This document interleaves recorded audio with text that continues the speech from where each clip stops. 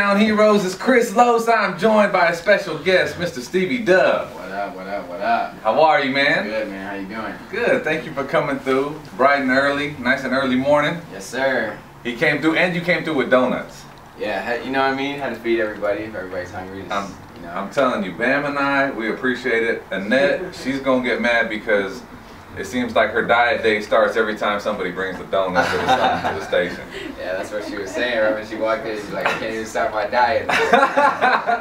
But at the same time, man, here's what's dope about you bringing donuts, man. To all the artists listening right now, it's little stuff that you do to make an impression at a radio station or with a record rep or whoever it is. It's little stuff like that that'll get you to sit down. Oh man, okay, you brought some donuts. Now whether they like you or not, they'll be like, sit down, man. Let's have a donut, man. Let's talk real quick. So Stevie, I gotta tell you, man, I came across your music. It's gotta be a couple years ago. From I was working the 66ers. We were doing stuff at the 66ers game, San Manuel Stadium, and the homie who I met just right out front, Marcus, he was like, you know, we'd start talking about music and hip hop and artists and Inland Empire, and I was like, man, anybody you hearing out here? He was like, man, it's this guy, I'm gonna bring you a CD, bro. I was like, oh boy, here we go, you know, like, that was the first thing. Like, okay, you're gonna bring me a CD, and so he brought it, you know, and it was a burnt disc, but it had a Stevie Dub business card in it. So I was like, okay, well, it has a business card. I'm gonna pop it, and I always pop everything in, and I never really let it play as long as I let yours play. Okay. And matter of fact, it's still in the car right now. I appreciate that. So that's crazy. It's a pleasure to have you in here. So you've been making music for a little while. Yeah, man. I've been making music since I was like 14, 15, something like that. I'm about to be 23 next Wednesday. So it's been a long time coming. The CD that you got was probably one of my first mixtapes, like What's the Hold Up or One More Stop. One of those two. Okay. I don't know. We used to, you know, run around with the blank disc and just go to schools and go everywhere, just boom boom, until we started to get more serious with the recent album, My Black Side, that you got. Yeah. Bumping a couple joints off that. But cool album, man. And I like how you put together complete pieces of work. Yeah. Like you could tell that the My Black Side mixtape was thought of as this project. It wasn't just, oh, I made this song, and I put it together on this. Yeah, exactly. That's what I used to do that, actually. I used to just put tracks together. Up until then, now when I go into it, what I'll tell everybody is just kind of like, album to album that you go to, I try to recreate myself. So like, my next album is entitled SD. It doesn't sound anything like My Black Side. Like, it sounds completely different. But there has to be a certain tone, a certain, you know, like a feel to the album. Right. So like My Black Side was just me. The general idea for it at first was supposed to be me, like, you know, trying to find a mainstreamish sound. Something more appealing for everybody. But then it kind of got to me.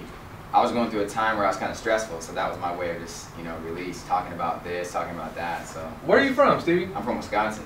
Okay, because and one of the lines said something from the country, and I moved to the city out Wisconsin. Yeah, man, it's different out here. It's a lot different. I moved out here in 2009. My boy Ross, named Ross Holman, and he does all my videos and a bunch of things like that.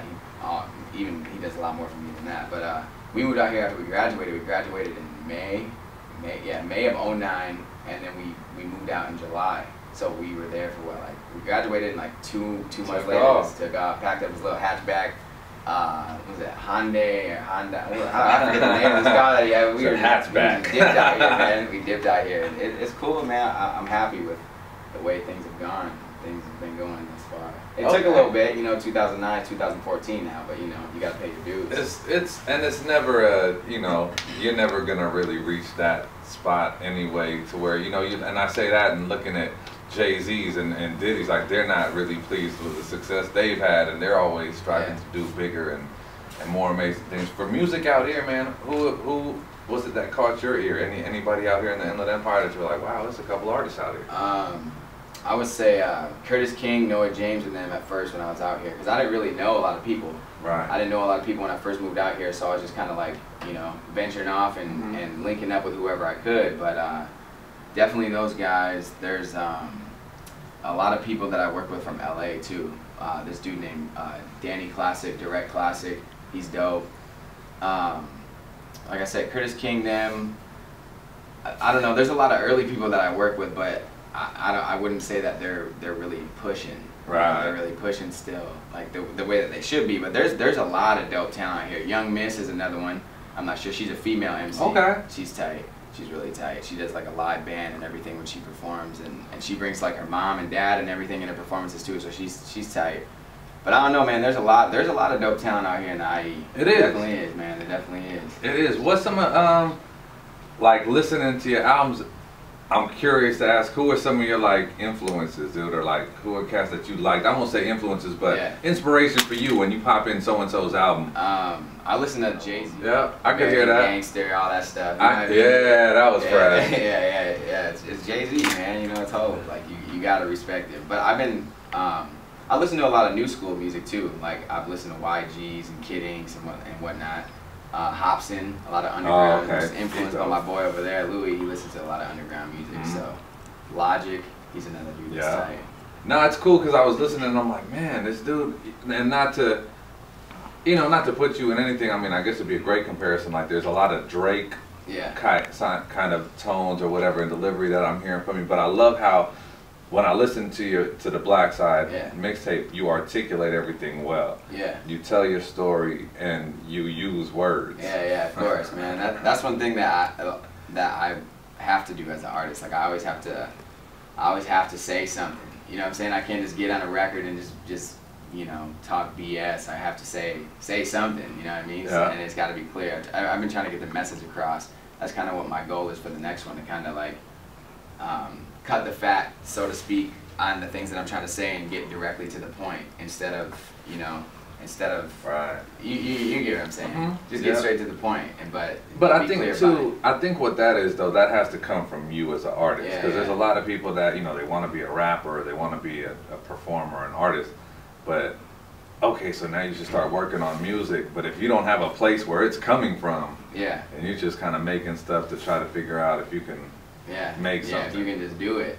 For you, man, what does it come from? Like, what are you trying to, what would you like people to know, man, about Stevie Dub as you make music? I just wanted to know, like, about the upbringing and everything that, you know, everybody has a story, everybody has, you know, their tale of the tape. So I just want everybody to know, like, cause I was from Wisconsin. I grew up. It's like all like around a bunch of white people. My mom's white, my dad's black.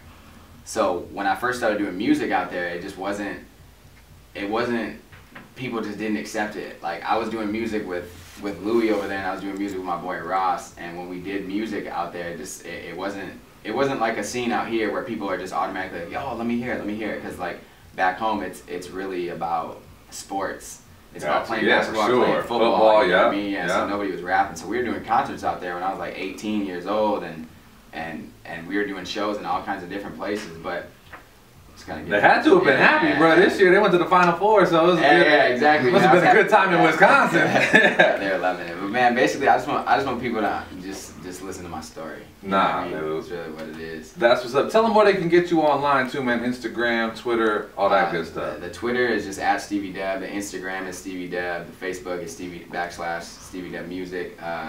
YouTube /Stevie Dub Music, and just go to StevieDub.com. You can find everything on there. And that's Stevie Dub, STEVIE Dub. Yeah, Dub, like DUB, all the way across, man. Well, look, dude, thank you for bringing these clean edits, man. If we can, you know, I kind of did pick out a favorite of mine, man. You think we can rock it this morning? Of course, man. Let's put that on. I'm going to let you bring it in then, bro. Alright, man. It's your boy Stevie Dub. This record right here is called Ben and Bot. It's off my new album, SD, produced by Adrian Desmond. So go ahead and check this out. There it is, man. Hometown Heroes, right here on Q104.7. Look. They keep asking where I've been and shit, with that penmanship. These act like they been through shit. Why you vintage? I'm thinking that they want something hard, something from the heart.